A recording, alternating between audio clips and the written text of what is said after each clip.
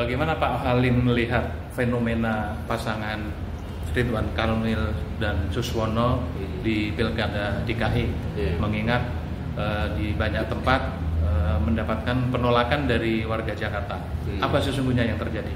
Ya jelas karena pertama si Ridwan Kamil itu pernah menjelek-jelekin Persija ya. Jadi dia itu pernah ngata-ngatain tentang Persija waktu itu, sehingga warga Jakarta itu kan sama cinta pada Persija dia mestinya juga jengkel gitu. Terus yang kedua kali, sebenarnya Ridwan Kamil itu pantasnya itu bukan di Jakarta, tapi justru di Jawa Barat untuk periode yang kedua gitu loh. Untuk periode kedua lah kok mengapa dia memaksakan diri ke Jakarta? Walaupun alasannya karena disuruh partainya ya, dia sebagai petugas partai istilahnya, tapi bukan partai, yaitu partai Golkar, salah dia partai Golkar itu disuruh, nah dia ke Jakarta. Lah ngapa sih? Kalau bagi saya kalau Ridwan Kamil ke Jakarta itu, kalau istilah Jawanya seperti buru uceng kelangan delek gitu. Jadi dia ingin mencari yang lebih besar, tapi malah tidak dapat apa-apa. Padahal kalau dia mau di Jawa Barat, saya yakin dia akan menang. Nah sekarang malah justru Jawa Barat sekarang itu sekarang dikuasai oleh Deddy Mulyadi. Jadi Ridwan Kamil di Jakarta dipastikan nggak akan menang. Nggak akan menang dia, karena di samping itu terus ada blunder yang paling parah ini, paling gawat ini, yaitu tentang Suswono itu, di mana Suswono itu menghina Nabi. Dan Nabi kok untuk guyonan, untuk lawakan itu loh. Padahal nama Nabi itu adalah nama yang apa ya? Yang alam semesta ini aja kalah. Gitu loh. Jadi ini kurang ajar ini sisi Suswono ini. Nama Nabi yang begitu suci, begitu murni, yang disebut-sebut oleh orang seluruh dunia dalam 24 jam. Jadi dunia itu berputar 24 jam itu tidak lepas dari nama Rasulullah, tidak. Orang sholat di sini masih jam 7, di Amerika sudah jam 7 malam. Di Eropa beda lagi, di Timur Tengah di ini jam 7 malam, di Timur Tengah masih asar. Karena terpaut. Jadi nama Nabi itu 24 jam itu beredar di dunia, disebut orang terus dalam sholatnya, dalam doanya. Tanpa henti 24 jam itu. Nah kan ya ini di sini jam 7 pagi, di Amerika terpaut 12 jam. Di sini jam 7 pagi, di Inggris masih sebelum subuh. Itu terpaut 7 jam. Di sini maksudnya di dalam sholat atau di apa? Ya di dalam sholat, dalam doa-doa itu nama Rasulullah itu disebut-sebut oleh umat 1,8 umat Islam seluruh miliar, 1,8 miliar umat Islam seluruh dunia itu dalam sholatnya, dalam doanya itu selalu menyebut Rasulullah. Lah kok ini untuk dolanan, untuk guyonan, untuk lawakan itu kan ya kurang ajar itu si Suswono itu. Nah, Suswono itu kan mantan menteri dan petinggi PKS ya. Kenapa dia bisa seperti itu? Apa karena kebodohan atau karena kecelakaan? Kalau bagi saya karena kebodohan. Karena apa? Karena dia kan mengatakan Rasulullah itu pengangguran, gitu. Kalau kamu pengen dapat orang kaya, pakai janda yang kaya. Rasulullah itu ketika dapat Siti Khadijah itu bukan nganggur, itu pemuda yang kaya raya. Buktinya apa? Saya dibaca di Sirah Nabawiyah itu Rasulullah ketika ngelamar Siti Khadijah, ketika ngelamar loh ya, itu ontanya saja 50 onta yang terbaik buat ngelamar. Untuk mahar. Onta merah. Padahal kalau onta merah itu 50 juta saja ya, kali 50 sudah 2,5 miliar. Mana ada pemuda kok punya duit 2,5 miliar? Kalau tidak pemuda yang kaya, malah Rasulullah kaya. Karena umur 12 tahun dia sudah berbisnis di Sam, diajari oleh pamannya namanya Abu Thalib. Jadi Nabi itu bukan orang pengangguran, bukan orang tidak punya duit, enggak. Itu bodoh Suswono itu. Bodoh benar, dia tidak tahu. Apa sengaja tidak tahu, apa mempermainkan nama Nabi atau lawakan tidak tahu. Tapi sudah kurang ajar itu bagi saya. Itu loh. Jadi Nabi itu seorang pemuda yang kaya raya. Mana ada pemuda kok punya duit 2,5 miliar untuk mahar itu loh. Pemuda kaya raya, pengusaha besar, dapat janda yang juga kaya raya, yaitu Siti Khadijah. Jadi kalau dikatakan Nabi itu pengangguran, mas ada. Terus orang itu ngakunya orang PKS, kok tidak tahu kayak gitu. PKS macam apa itu? Gitu loh. Itu. Jadi karena kebodohan Suswono. Ya kebodohan juga. Di samping itu juga mempermainkan nama Rasulullah. Gitu. Sekarang dia minta maaf, tidak bisa minta maaf kayak gitu. Belum dulu aja Ahok kayak gitu aja diadili kok. Ya harus diseret ke pengadilan loh. Ini lebih parah mana antara Ahok dengan? Iya sama-sama parahnya. Dulu Ahok menghina Quran itu dengan cara surat Al-Maidah itu ya.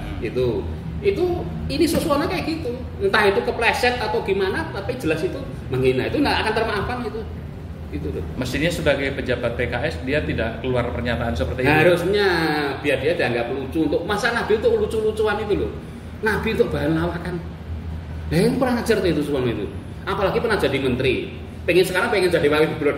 Pangkat turunnya tuh Pangkatnya turun tuh itu. Dari menteri ke wakil gubernur. Nah iya tuh pangkatnya turun lah itu, ya toh. Dulu Nur Mahmudi Ismail dari Menteri Pertanian ke Wali Kota Depok, ya toh itu toh. Ya pangkatnya turun, maunya timbang ora itu, ora itu posisi kedudukan. Kan berarti tujuannya cuma ngejar jabatan tuh itu. Ya, jadi secara strategi PKS ini kurang strategis ya. Kurang strategis. Itu.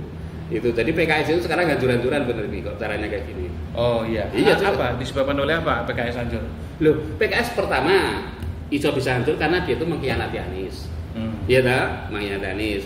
Yang harusnya Anies bisa di Pilkada DKI ini ya. Ternyata dari pengkhianatan salah satunya pengkhianatan PKS itu. Jadi itu cuma ya kasarnya itu menjual agama lah. Kalau saya katakan, yo ketok santri, tapi santri kayak gitu itu apa? Itu mengkhianati. Di dalam hal yang mana yang menjual agama? PKS. Lah ya maksudnya menjual agama itu dia kan menggunakan Islam ini untuk kepentingan para tokoh-tokohnya untuk mengejar jabatan, gitu. Tapi juga mengkhianati apa ya? Buktinya Anies dikhianati dia. Ya padahal dulu sudah ada Anies siapa itu gandengan aman, gitu. Anies Sohibul Iman, runtang runtung.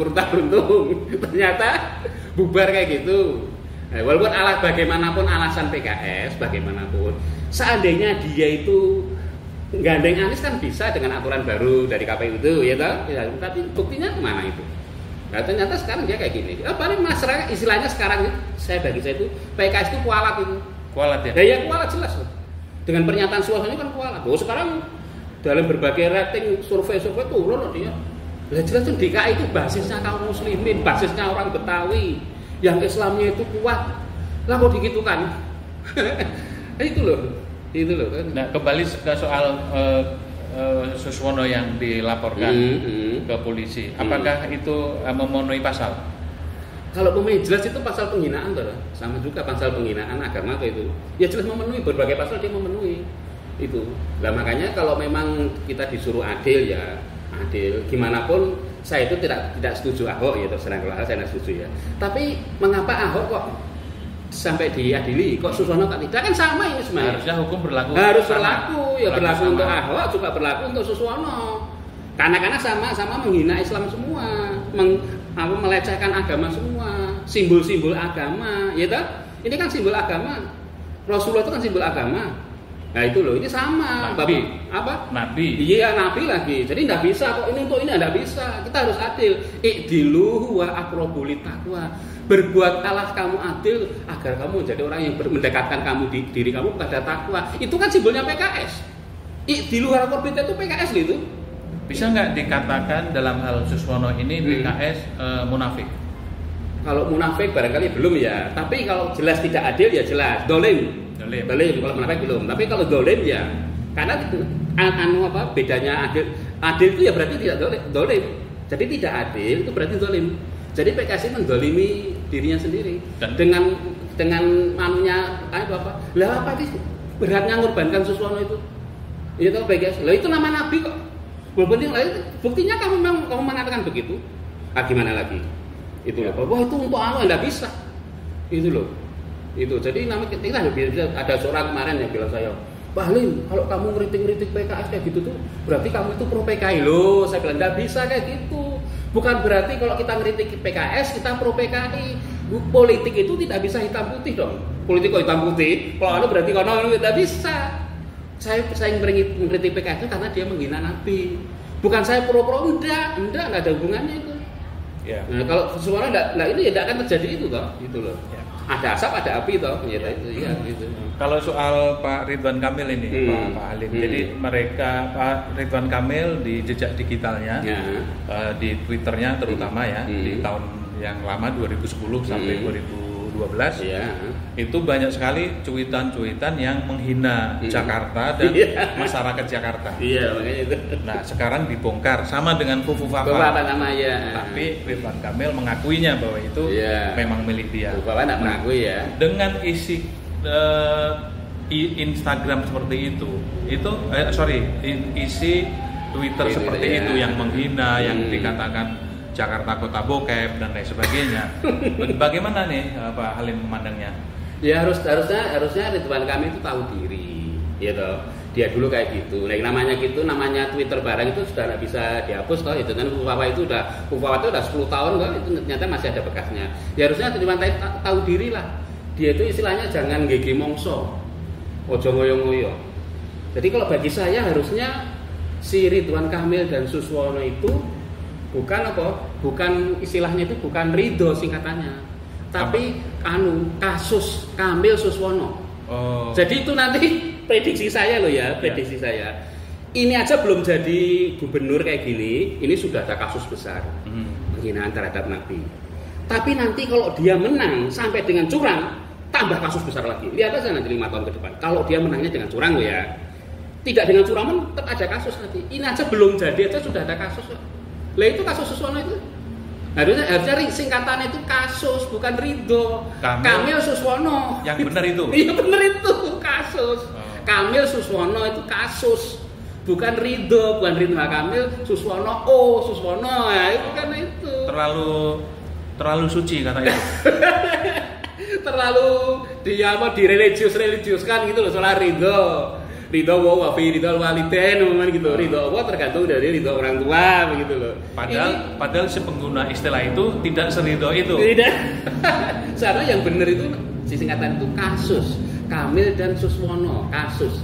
Lah buktinya apa? Lah ini belum baru calon gubernur saja sudah gegeran kayak gini gara-gara dia menghina Nabi Suswono. Entah itu terselip lidah atau terserah, tapi itu jelas menghina Nabi. Dan dia mengaku sendiri mengatakan kayak gitu ya. Nah, apalagi nanti kalau jadi gubernur lah kayak koyo ngopo. Apalagi jadinya itu dengan cara curang umpamanya. Dengan cara main duit, dengan cara ini tidak beres itu. Lah itu tambah lagi. Itu loh. Jadi seharusnya dia itu tahu diri lah. Wong dulu dia dengan warga Jakarta juga kayak gitu, ya tak? Bahkan dengan Persija juga kayak gitu. Itu harus tahu diri dia.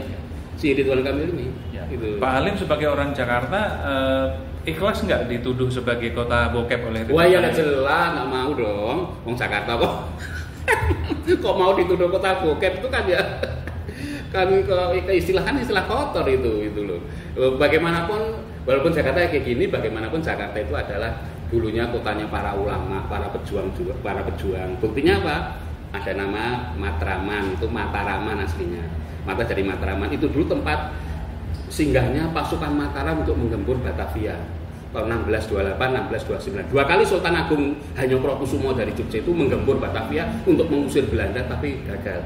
Itu dulu pasukannya itu dipusatkan di Matraman itu, Jakarta Timur itu. Maka namanya Mataraman.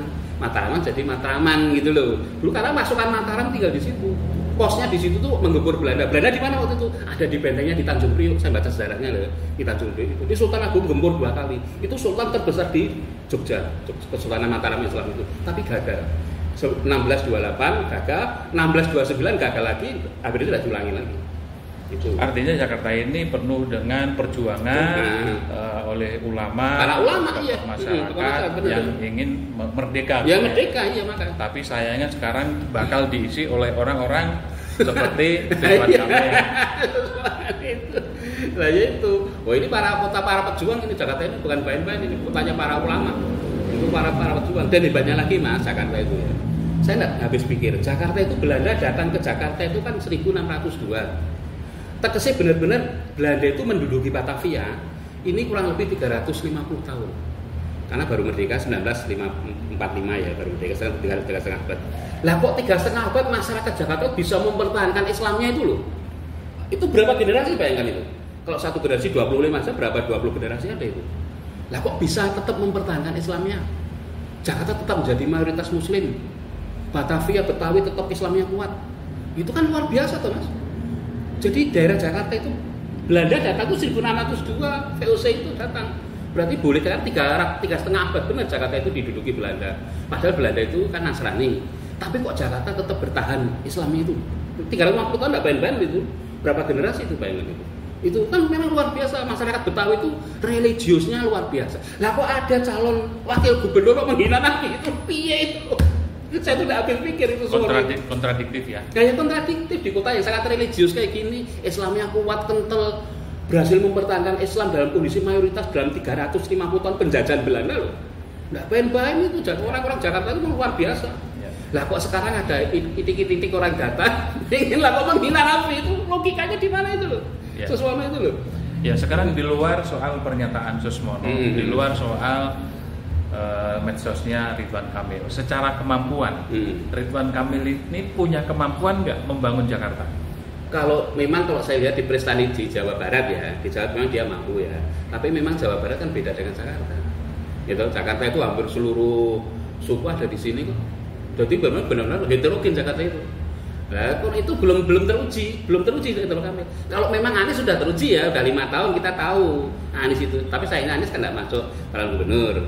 Itu kalau saya masuk jelas Anies menang itu. Nah tapi karena Ridwan Kamil kan belum teruji toh, walaupun dia kelihatan berhasil di Jawa Barat, kelihatan berhasil, tapi belum tentu di Jakarta berhasil, belum tentu. Tantangannya lebih berat di Jakarta, walaupun penduduk Jakarta itu cuma 10 juta, penduduk Jawa Barat itu kurang lebih 38 juta, barangkali lebih itu barangkali 38 juta. Jawa Tengah saja 37 juta, dan Jawa Barat itu paling besar penduduknya se Indonesia untuk provinsi loh ya, paling besar Jawa Barat, Jawa Timur loh.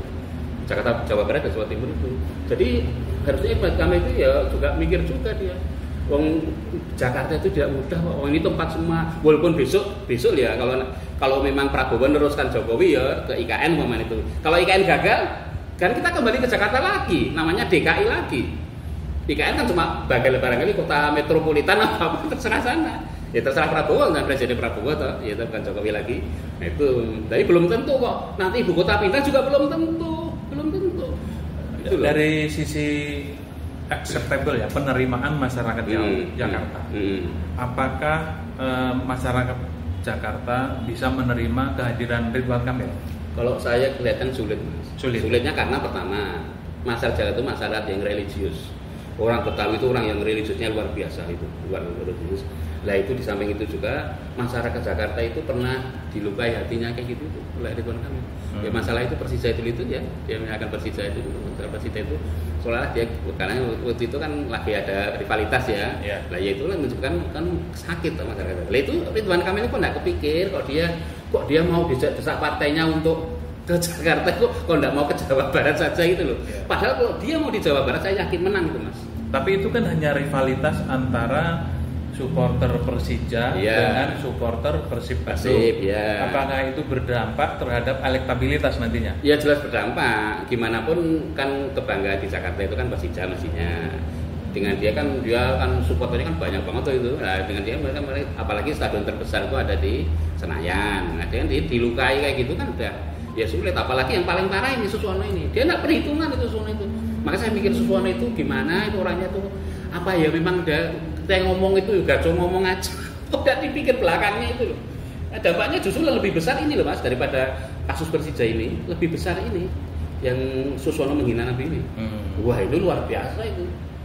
Nah dari pengalaman di lapangan nih, Pak Halim kan ke pelosok-pelosok ke daerah-daerah di Jakarta ini.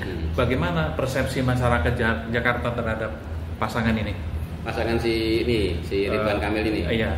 Pasangan kasus ini. Ya kelihatan kurang dia.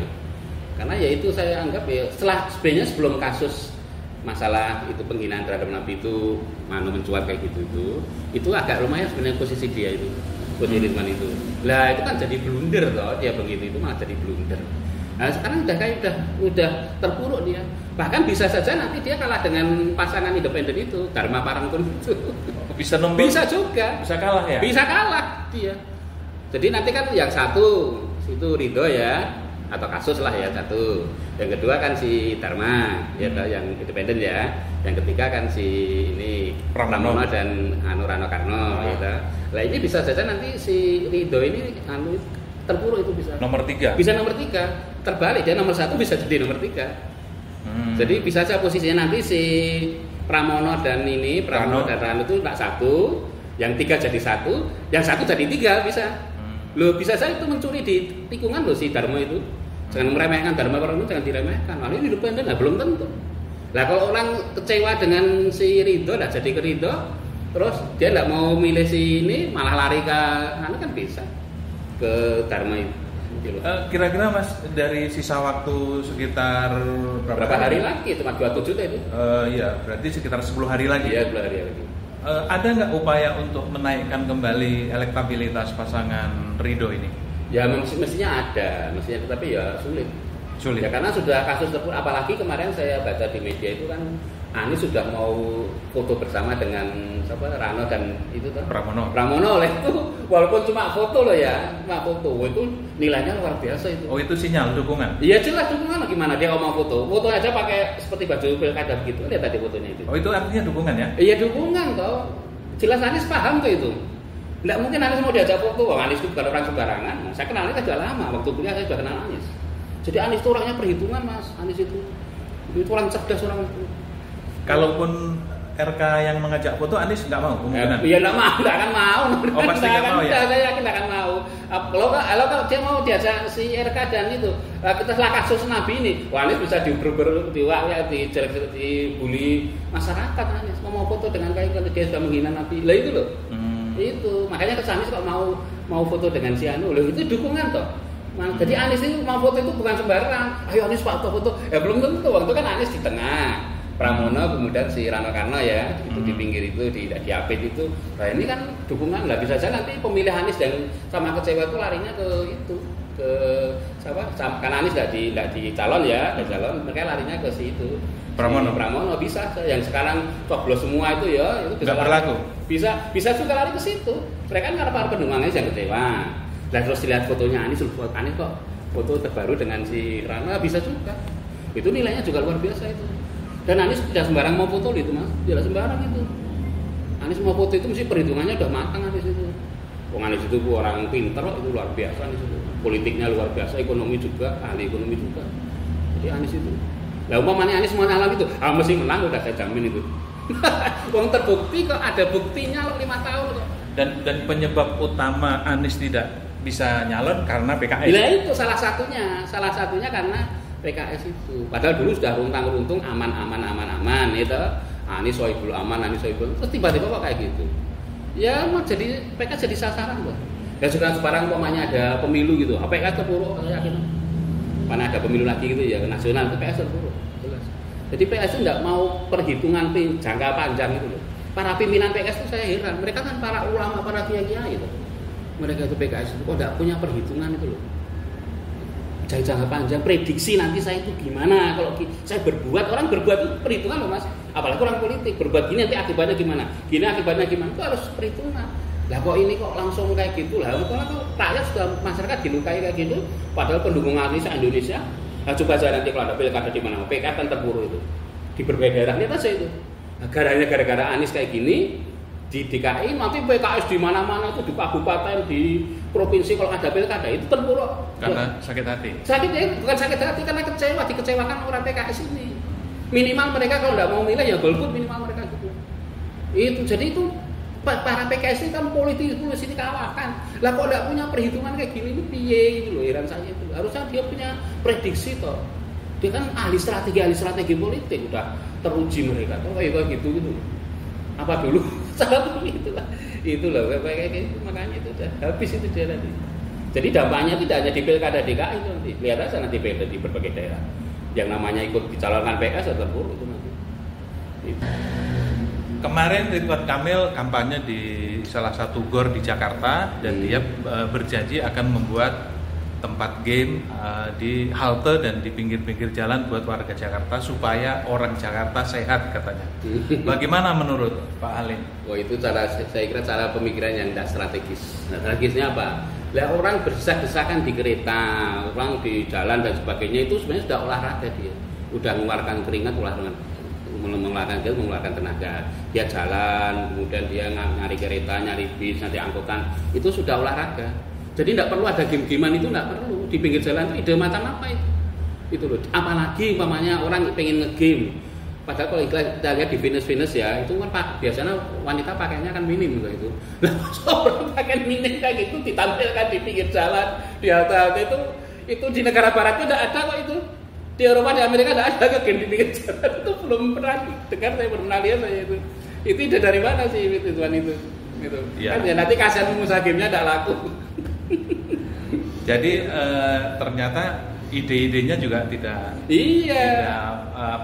merakyat. Iya, kalau ide merakyat itu umpamanya setiap hari ini ada pembagian sembako gratis lah, itu seminggu sekali lah baru itu Apa tiap seminggu sekali ada apa tiketnya busway digratiskan, nah itu baru. Lah kok game itu lagi pula di halte kan sempit ya? Iya sempit, desek-desekan malah banyak copetnya. Gamenya diambil ya Mas? Ya diambil copetnya malah repot. Belum nanti kalau malam-malam menjaga gamenya. Nah kan mahal alat game itu. Taruh di pinggir jalan diangkut orang repot itu. Nah ini lagi-lagi karena ketidaktahuan RK atau apa ya? Kok punya ide kayak gitu? Saya kira itu dari masukan dari penasihatnya barangkali. Penasihatnya malah justru untuk membuat RK terpuruk sendiri bisa juga itu. Gitu. Namanya politik kok, ya kan? Namanya politik cuma RK itu waspada apa enggak? Penasihatnya ngomong gini dia harusnya yang merakyat itu ya seperti Prabowo itu loh. Walaupun sampai sekarang belum dilaksanakan Prabowo. Ada makan gratis yang bergizi. Ya kan orang udah tertarik tuh Mas, walaupun sekarang nggak ada loh ya, belum ada, saya sekarang belum dilaksanakan sih, malah pengen utang dari Cina yang utangin makan siang itu kan itu belum ada. Tapi ya harusnya kan seperti Prabowo itu, wes nanti seminggu sekali ada pembagian sayur gratis, pembagian sembako gratis tiap hari Jumat itu, baru tiap keluaran ada sembako gratis, ada pembagian ikan gratis, gizi ya gitu. Nah kok game itu dia harus ngopo? Karena makannya kurang, game itu terus nggak ada gunanya tuh. Jadi menurut prediksi Pak Halim ini, pasangan Ridwan Kamil Suswono ini pasti kalah. Saya yakin. Karena apa? Ya setelah kasus Nabi itu udah. Kalau sudah kasus Nabi saya nggak tahu mau terima lagi, gitu loh. Karena itu penghinaan gimana lagi? Nabi kok dikatakan pengangguran, kemudahan, kan memang gila itu. Walaupun alasannya itu untuk, lah kok Nabi kok kamu gunakan untuk bahan lawakan, gitu loh. Jadi Suswono ini piye gitu loh orang itu loh. Katanya kamu itu tahu agama, kamu itu orang PKS, pernah jadi Menteri Pertanian. Lah kok sekarang kamu malah gitu, walaupun alasan terselip lidah, nggak urusan, yang penting kamu menghina udah. Tapi kan kader PKS di Jakarta banyak dan solid mereka. Iya memang kader PKS itu, bahkan PKS partai nomor 1 ya, kursinya paling banyak. Tapi itu tidak jamin. Nah, buktinya apa? Nah dulu bahwa kursinya paling banyak sekalipun waktu nyalonkan Adi juga kayak gitu. Gitu. Waktu dulu kan dia tidak mencapai batas itu, lalu terus ada peraturan baru itu, terus akhirnya tidak jadi nyalonkan Anies depan itu. Jadi tidak jamin PKS di Jakarta itu kursinya itu cuma berapa kan, tidak ada sampai berapa itu, tidak ada sampai 25%, tidak sampai itu malah 18% barangkali ya. Jadi pasangan Ridho ini langsung tenggelam atau masuk di putaran kedua menurut prediksi Pak Halim? Kalau masuk di putaran kedua itu barangkali ya bisa, tapi ya nomor 2 kan. Tetap kalah. Itu kalah. Kalaupun masuk kedua, iya. Di pemilihan berikutnya kalah juga ya. Karena nanti bisa saja pemane si Dharma itu kalah ya, nomor 3 toh. Dharma itu bisa saja pemilihnya Dharma itu lari ke Pramono. Apalagi setelah dia foto dengan Anies. Wah, itu dampaknya luar biasa. Kemungkinan Pramono 1 putaran. Iya, bisa juga 1 putaran. Seandainya 2 putaran pun saya yakin akan menang. Karena itu dampak pertama penghinaan terhadap Nabi itu.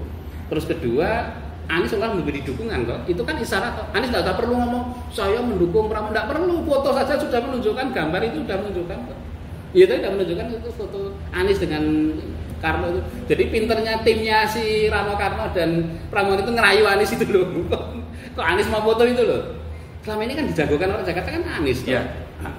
Anies terjebak atau dengan kesadaran itu? Ya mesti sadar kalau tidak mungkin toh. Anies mau foto itu mesti Anies sudah perhitungan matang itu. Karena Anies itu orang perhitungan kok itu. Saya kan kenal Anies dari zaman kuliah. Waktu kuliah di Jogja kan sudah berteman dengan Anies saya. Waktu kuliah di Jogja itu. Jadi saya dengan Anies sudah kenal lama, sudah masih sama-sama mahasiswa itu, masih bersama dengan Anies itu. Jadi Anies itu memang orangnya, memang saya yakin Anies itu memang dilahirkan untuk menjadi pemimpin itu. Anies itu. Okay. Kalau tidak dijegal dengan keras kayak gini ya dia lolos itu.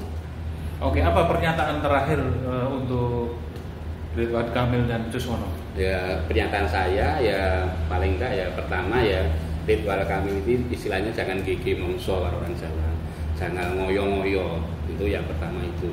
Jadi kalau yang kedua, kalau memang nanti dia tidak kepilih, dia jangan menjadi orang yang terkena penyakit post power syndrome.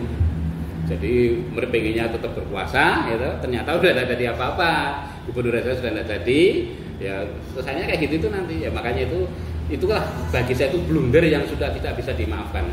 Terus yang ketiga itu tentang Suswono lagi itu adalah blunder itu sebenarnya. Justru yang memukul Ridwan Kamil itu wakilnya sendiri. Ya Suswono itu, walaupun dia tidak mengaku ya. Itu sebenarnya Suswono itu malah justru memukul Ridwan Kamil sendiri. Di samping memukul dirinya sendiri, juga memukul Ridwan Kamil sendiri. Dan saya kira yang keempat itu, Anies itu tepat itu. Dia mau foto dengan si Pramono dan Sidul itu tepat. Karena Anies telah memperhitungkan situasi. Kalau saya foto dengan Suswono dan Ridwan Kamil, malah itu nanti mukul saya. Gitu loh. Nah, kemudian dia berfoto dengan terus sekarang perkara itu apalagi yang dukung Suswono dan Kamil kan lah Kim itu toh ya, 18 partai Kim itu toh. Nah itu ya jadi jaminan. Pemilihan gubernur itu yang penting itu figurnya kok, bukan partainya kok. Kalau partai Kim mendukung ini mesti masanya ke sini semua. Nah, belum tentu figurnya. Tapi setelah itu Ridwan Kamil bertemu Prabowo, bertemu Jokowi di Solo. Apakah itu tidak akan mengubah keadaan? Mengubah pun tidak banyak. Saya mengubah ya. Itu karena pertama Jokowi sendiri sudah tidak punya power lah, walaupun dia masih cawe-cawe sana cawe-cawe sini masih, tapi apalagi Prabowo kan baru toh. Meskipun juga dia sekarang mulai menggunakan strategi Jokowi dengan cawe-cawe ikut cawe-cawe pilkada, tapi Prabowo sekarang ini mencawe-cawe, tapi juga tidak akan mengubah itu. Tidak akan bisa mengubah posisi Ridwan Kamil loh ya. Bahkan saya yakin dengan kasus PKS ini tidak hanya terpuruk di DKI saja, tapi di seluruh daerah saja. Pemilihan apapun nanti pada PKS orang sudah istilahnya wis wegah meneh. Antipati. Wis gila lah. Wis jijik gitu loh. Dengan kondisi PKS kayak gitu tuh. Sudah tokohnya melecehkan Nabi. Dia mengkhianati sana, mengkhianati sini. Gitu loh. Jadi bagi saya itu seperti PKS itu bermain Machiavellis lah. Kasarnya kasar itu mengalahkan sejarah segala cara yang penting menang gitu loh. Jadi PKS sekarang itu dengan PKS dulu udah beda Mas. Jangan samakan PKS sekarang dengan PKS dulu ketika pembentukan itu jangan beda, sudah beda banget. PKS sekarang ini itu benar-benar terpuruk ini nanti PKS. Gara-gara salah memprediksi politik itu. Harusnya pemimpin PKS itu tajam tuh politiknya dia. Udah bertahun-tahun jadi partai kok masih kayak gitu lagi. Kalau udah tajam politik itu perhitungan ke depan itu loh. Lah kok dia dulu mengandalkan Jokowi ya sekarang buktinya Jokowi sudah kayak gitu. Harusnya dia itu selalu oposisi terus. Buktinya dia kan tidak dapat menteri selama 10 tahun Jokowi kan tidak dapat menteri sampai PKS itu. Menterinya mana PKS itu? Selama zaman Jokowi kan diberi kursi menteri tadi ya. Padahal dia dukung Jokowi terakhir ya. Ya terakhir ya keliru toh mendukung Jokowi harusnya kok sudah tidak oposisi terus itu loh. Kok aduh pas di akhir-akhir malah dia dukung istilahnya kalau orang itu ya waktu di akhir kehidupannya itu malah jelek itu loh yang disayangkan kan itu dulunya baik malah di akhir Jokowi sudah hampir ambruk malah dukung Jokowi kayak gitu itu loh. Jadi PKS bisa dikatakan suul khotimah ya di 2024. Lah ya bisa juga dari suul khotimah dalam politik toh. Wong dulunya dia oposisi 10 tahun dengan Jokowi kok. Dan suul khotimah politik itu namanya. Kalau ada mahar politik ya suul khotimah politik juga ada kok. Mahar politik kan ada istilahnya mahar itu lah. Kan ada juga suul khotimah, husnul khotimah juga ada, suul khotimah juga ada gitu loh. Itu loh. Malah yang bagus itu yang maaf walaupun saya tidak ya, malah PDIP. PDIP itu dulu kan pro Jokowi, tapi di akhir dia kan bentrok dengan Jokowi toh. Jadi malah PDIP itu di akhir hayatnya Jokowi ini, di akhir kekuasaan Jokowi ini, malah husnul khotimah. Aneh tuh itu. Aneh itu. Jadi PDIP waktu dulu sudah menikmati dari hasil Jokowi banyak banget toh. Jadi wali kota, jadi gubernur, sudah menikmati. Malah di akhir-akhirnya maksudku PDI bertentangan dengan Jokowi, bentrok dengan Jokowi. Apalagi Mega tidak setuju kalau Gibran itu Jokowi 3 periode dulu tidak setuju kalau bentrok itu. Malah justru yang sekarang yang untung PDIP. Bang terpuruk malah PKS. Dulunya PKS itu oposisi terus-terusan 10 tahun, di akhir hayatnya kok malah kayak gitu. Gitu loh, itu disayangkan.